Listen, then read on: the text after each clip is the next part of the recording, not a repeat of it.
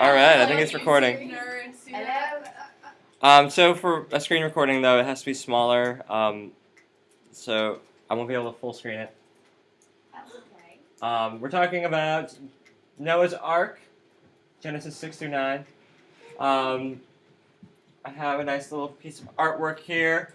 This is probably my favorite depiction of Noah's Ark because the front is all chaos and red and violence and death. And then in the back, the main source of calm and light in the painting is the ark. And then right here you got the judgmental cow. What are you looking at? Is that like everybody preparing to die? Yeah, so this is like the apocalypse for them, because this is the end of the world for everyone else on Earth except for everyone in the ark. Wait, so the apocalypse has already happened? Why can't the judgment on cow? Did any No, we still have one to look forward to. But like for them, like for everyone else in this world, yeah, there's the ark. What is that? I love it when they take, like when artists take a big detail, like a big story, and then make it the background of something else. It's really cool. So this story, Noah's Ark, is actually two different versions of the story of the flood woven together. And one of the main themes that comes up in both versions, though, is covenant. Covenant is a sacred agreement or promise. Anyone remember what the covenant is that God forms with Noah? Fisher? That he will never devastate the earth with flood again. Excellent. He will never do that again. And that is why we have rainbows, kids. And that is why we have rainbows, which is what is known as what? Don't worry, guys. What did we learn yesterday? Etiology, yeah. You weren't here for that, so you couldn't have known that, Aaron. Bible says it's above. So, yeah, the etiology of rainbows. Yeah, this first covenant is huge. If you look at it closely, it's really interesting. God says that he gives Noah and his family all of the animals to eat. And it's like a new thing at that point. So it means before the flood, everyone and everything was vegetarian. You made Wait, hold on, I got a question. Okay, so when they had to take like the unclean animals and the clean animals, I can't remember what we learned, like that didn't they eat all the unclean animals and then just save those one clean animals? It doesn't describe it in the story. It doesn't. But in Genesis 1, God sets it up so that everyone is just vegetarian, if you read between the lines there. So it's not until after the flood that there are any carnivores. God wasn't like save two of every plant. Well, interesting. So, it's not until after, like he says, bring enough food for everything. Right. Oh, so they probably brought like plants Yeah. and stuff like that. So they didn't eat the animals? Like. Not until after the flood, Then why did he say to Then bring how would a they- certain number of unclean animals? because they're animals too. What? So you bring fewer of them, and then bring more of the clean. What is an unclean animal? Wait, I thought it was they just brought more a pair clean of than every. unclean? Yeah. They brought seven. It wasn't 7 pairs of pairs. clean, 1 pair of unclean. unclean. Oh. Wait, but that's not. If you're all the packing a animals bag they for a brought. vacation, do you want to pack more clean clothes or unclean clothes? Clean. No, I'm kidding. That doesn't work, I actually. don't. You don't pack wear the one animals. pack. Wait, that's all that they wore? I need Wait, one I mean, unclean I shirt. mean, brought, to be that's like all that they Noah. brought is 7 or 8 pairs? Or is that like the ratio? as So there's they different are? numbers in the story. Like, There's two different stories. yeah, there's 2 different stories combined. One has a pair of everything, and then another story has a pair of unclean, 7 pairs of clean. That's 7 Well, again. then why do we have so many animals? They multiplied after the flood. Wait, so would it be like But I one mean unclean variations for of every animals. 8 of them? Does the horse come from Why the didn't cow? they bring 7 unclean humans? Did the cow come They didn't from bring the- any unclean things. Is the cow They a just fat weren't invited. horse? They weren't They like. didn't have showers back then. Oh, Nina. Wait, who's that? Hurrah! Okay, so if they were vegetarian, like not until this point, Who? I mean until this point, so is Abel just like having the sheep for the fur? Yeah, and the milk. sheep don't produce milk? Sheep's milk? They have there's sheep milk. There's such thing. Do you think that's different than regular milk? Like I can Sheep. drink it? Whoa. Yeah. Sheep milk. Oh, let's get sheep milk. And then there'd probably be, like goat's milk you can drink. I can drink goat's milk. Yeah. It doesn't have like lactose in it, does Yeah, it? right. Wait, but Guys, It doesn't have either. and goat. I don't know about sheep's milk, but It doesn't have milk or lactose. I don't know. We'll have to look it up. Guys, no. Get water buffalo milk and then turn it into yogurt. You're disgusting. No, it's great. It really is. What are we, Nepalese? So, like, what is an unclean animal and what is Yeah. It is not described until the book of Leviticus what is clean versus unclean. And the distinction basically is the Israelites have this basic classification system like we do today about what animals fit into what groups. But for theirs, there was this moral implication. And if anything deviated from their understanding of how animals should be grouped, it was considered unclean. So animals can have hooves, or they can have feet, or like paws. Any animal that has a cloven hoof would be unclean. So one that's Really? So horses. No, Horses are normal, yeah. Horses are normal. The but- back is. Pigs are, Pigs are So they Pigs can't are have so jello. horrible. or there are insects and there are fish, but there are shellfish, which are like water insects. So those are unclean. Oh, aren't those gross things that are like on the beach where like you'll be looking and you think they're all like a bunch of rocks where the shore's washing Yep. up, and then all of a sudden they get out and you're like, oh. I had Yes. that moment this summer. Oh. How about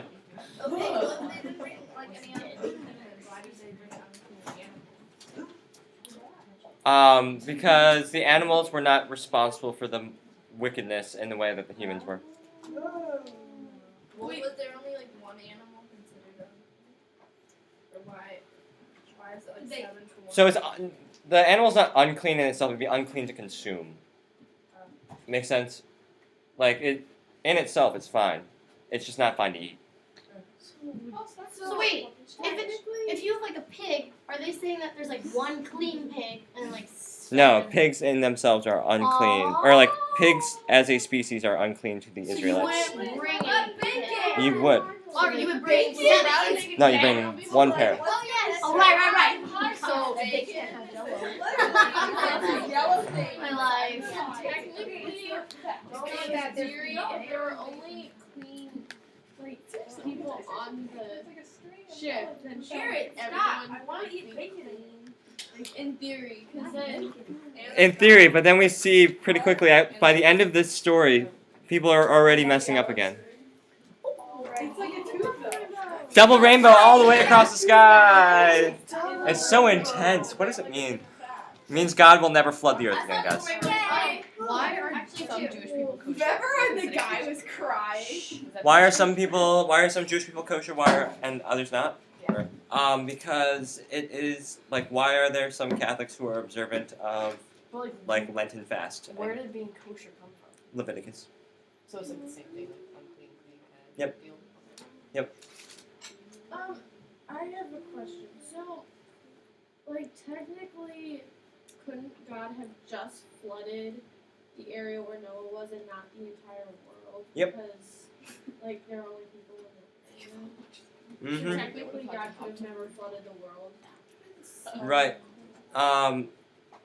Or even like if it were just the area of the world where they like there might have been humans elsewhere, but these are the only ones that like the people who recorded this story or like the tradition of this story in their minds it was everyone.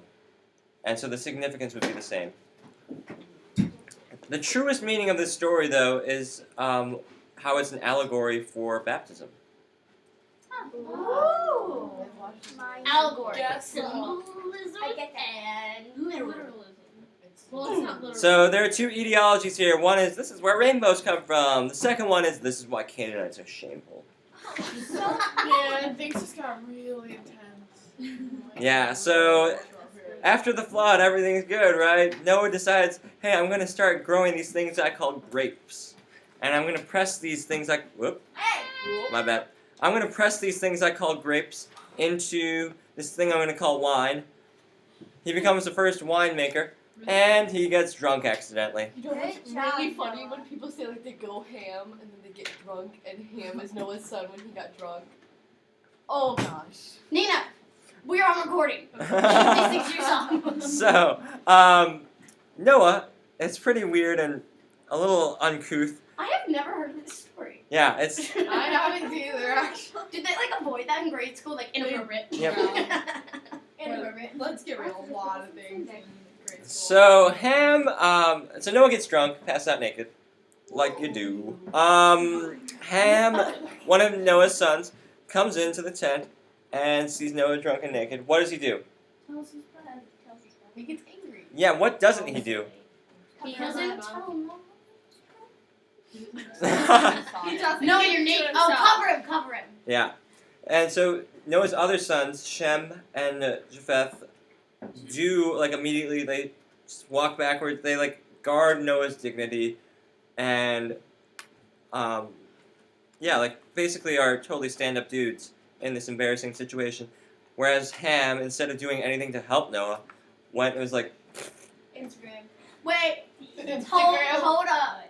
That's exact. Could Ham was Ham the youngest, or do we know? I forget who's the youngest. It might be the youngest. Because if I'm just saying, if Ham is the youngest and he sees his dad naked and he's all like, "Crap, what do I do?" And then he goes and he's like, "Bros, dad's naked. I don't know what to do." And bros are like, "I got your back. Just cover him up. Leave him be." Couldn't it easily be it, and Ham was just like, "I don't know what to do." Japheth is named last as the sons, so he would be the youngest. But even so, like we have to trust Noah's judgment in being angry. Since Um, he's so great, that obviously is a good reason to bring him. Shouldn't yeah. we be mad at Noah because he was drunk and naked? So this was the first time though that anyone had gotten. Drunk He and didn't know naked? like Alcohol. what drunk was Did like. he create grapes? I mean raisins. Maybe we have Noah to thank for raisins. I don't like raisins. Take that, Noah. Okay, so here's what's interesting and important about this story. Ham has a son named Canaan. Later, Canaan's descendants are going to be the inhabitants of what's known as the land of Canaan. The land of Canaan is going to be the land that Israelites will want to take over as their promised land. They'll have to kick out the Canaanites. Oh, so Ham's son Did he set this So up? Noah gets angry at Ham, and he curses Ham by cursing his son, Aw, Canaan. poor guy. Poor Canaan, like this is so. I still think we should be mad at Noah. Hey, we just learned about this in You China. Was didn't this in know. all cultures where It's it was like like the all father boys should be does, they boys, blame the like, son. Yeah. Also. Like he did. Filial piety, guys. Filial piety. Are you guys? Are you like connecting this with each other? Do you like blessed by the other? Not explicitly, but He especially when I'm is a shadowing, moral I will like, You're like. you know what we're talking about. So the land of Canaan, though, becomes the promised land. Wait, did you take your test yet? No, fifth block. Ooh, were you nervous? I didn't have a meeting fifth block, and I have to take a sixth. Yeah, I'm a little nervous. It's actually pretty. It's actually not that bad. Okay. Make sure you studied your dynasty chart. Oh, definitely. Okay, so the land of Canaan is the promised land. Here's the thing, though. The curse that Noah gives is perfect for the Israelites. If you check it out in Genesis 10, or Genesis 9, rather. Cursed be Canaan, the lowest of slaves shall he be to his brothers. He also said, Blessed be the Lord, the God of Shem. Let Canaan be his slave. May God expand Japheth so that he dwells among the tents of Shem. Let Canaan be his slave. So, this was used as justification by the Israelites when they were invading the Promised Land to be like, hey, you guys get out of here. We're going to dwell among your tents. We are the descendants of Shem and Japheth. You are the descendants of Ham. You are the descendants of Canaan. This was also a passage used by slave drivers and slave traders when the slave trade in Africa was really booming. It was believed that every African was descended from Ham, and therefore, 'God' willed it that some people be slaves to others.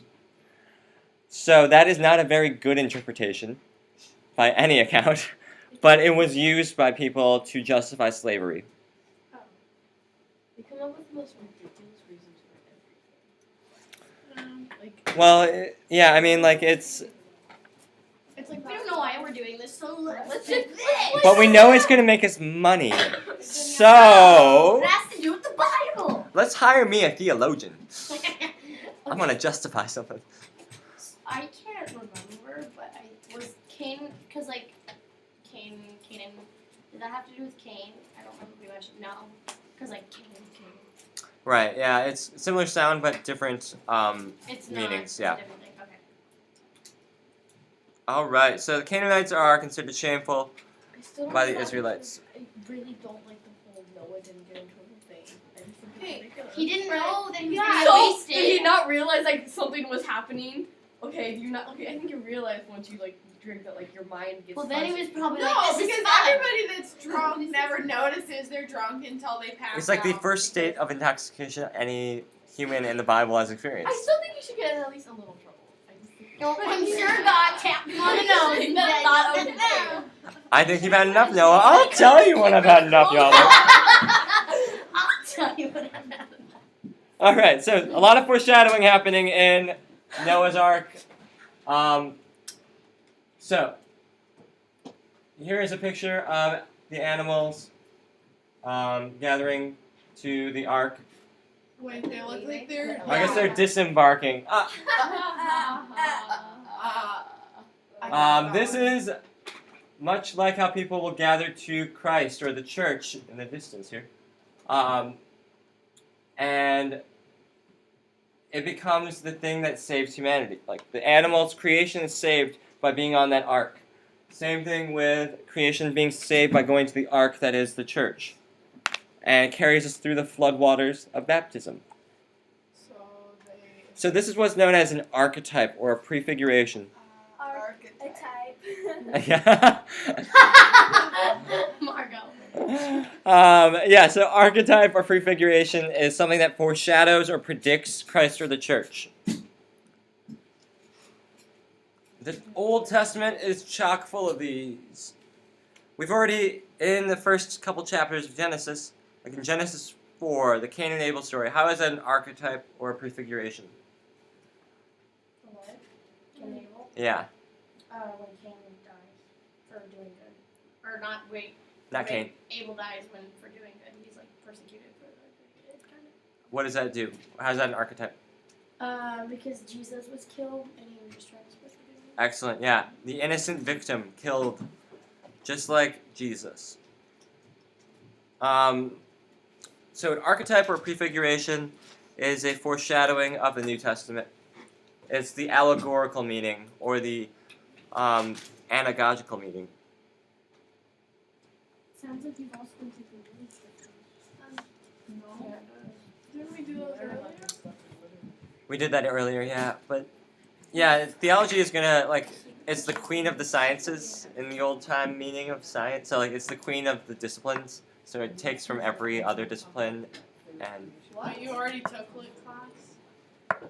What are the 3 types of genres? of what? No Of, question. What are the 3 genres?